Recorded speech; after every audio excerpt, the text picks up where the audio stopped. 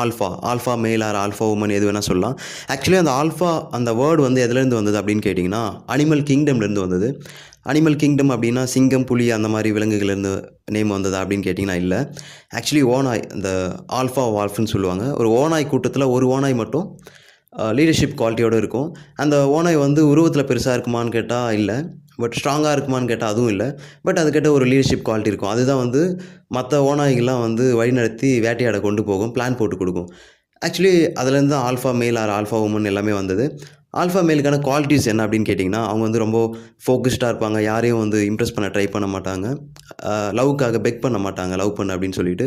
So அவங்க வந்து அவங்கள செல்ஃபாக லவ் பண்ணுவாங்க, எக்ஸசைஸ் பண்ணுவாங்க, ஜிம்முக்கு போவாங்க, நல்லா சாப்பிடுவாங்க, நல்ல ட்ரெஸ் வந்து வேர் பண்ணுவாங்க. ஸோ அவங்கள வந்து அழகாக வச்சுக்குவாங்க அவங்க. அவங்க தான் ஆல்ஃபா மேல். கேர்ள்ஸ் வந்து அவங்கள ஃபாலோ பண்ணுவாங்க, அவங்கள சேஸ் பண்ணுவாங்க. ஸோ அதுதான் ஆல்ஃபா மேலுக்கான குவாலிட்டிஸ். அண்ட் தென் அவங்க வந்து ரொம்ப பிரேவாக இருப்பாங்க.